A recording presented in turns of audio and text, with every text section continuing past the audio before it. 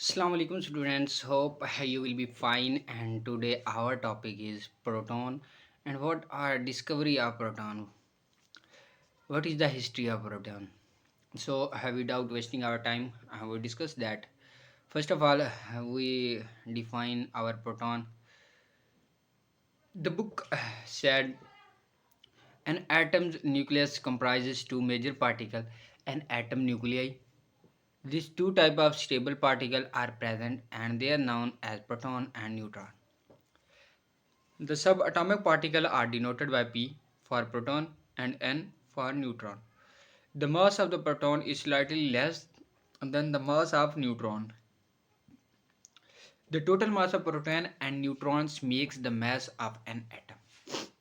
Proton and neutron are collectively known as nucleon. The number of protons and neutrons in an atom can be one or more. The atomic number in the number of protons is an atom nucleus that defines a property of an element.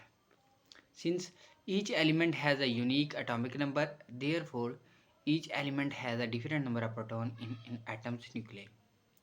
A proton carries a positive electric charge which is equivalent to an electron's negatively charged. The word proton is a Greek word and its meaning is first, and this name was given by New Zealand physicist Ernest Rutherford in 1920. Now we will discuss about the discovery of proton. The book said the discovery of proton was initiated when Ernest Rutherford started the experiment to discover hydrogen. Like atoms in other atom, he noticed that when alpha particles are shoot in the air, the scintillation detectors showed that the typical hydrogen nuclei as product. He found that when alpha particles bombard on the nitrogen gas, the alpha particles were captured and absorbed by nitrogen gas and the nitrogen nucleus converted to a heavy oxygen atom by releasing hydrogen nucleus as a result. In this way, a hydrogen-like nucleus with a positive charge was produced and the terms in the particle as proton first time in 1920. The experimental method proves hypothesis that hydrogen is a building block of an elements and it is the simplest and lightest element. He named this fundamental building block of nucleus as a proton, which is a Greek word and has meaning as first. Each element atom has the same number of proton in its nucleus as it has the atomic number.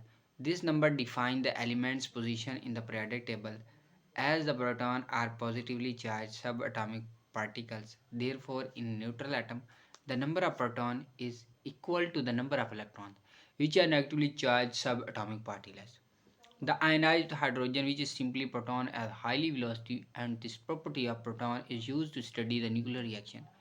Protons are the constituents of cosmic rays. Their rays are created artificially in the nuclear reactions, and therefore protons produced are unlisted and projectiles for other reactions or fields.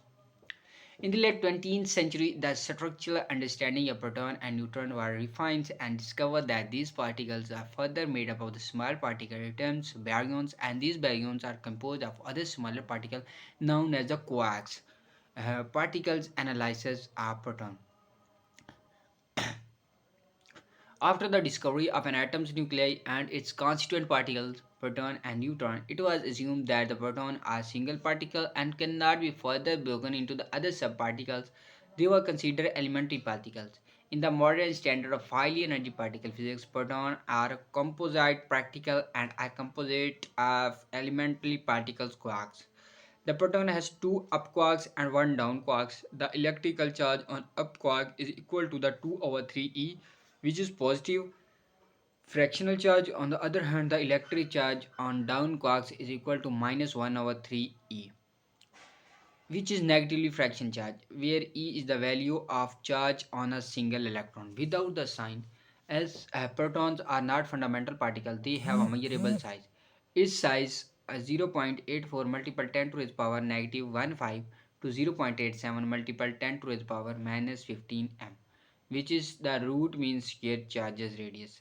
The mass of the proton consists of the mass of quarks particles and the gluon fields which bind the quark together. So this was our topics. Hope you will be understand. In the next lecture, we will study some other topics And friends, goodbye, Allah Hafiz.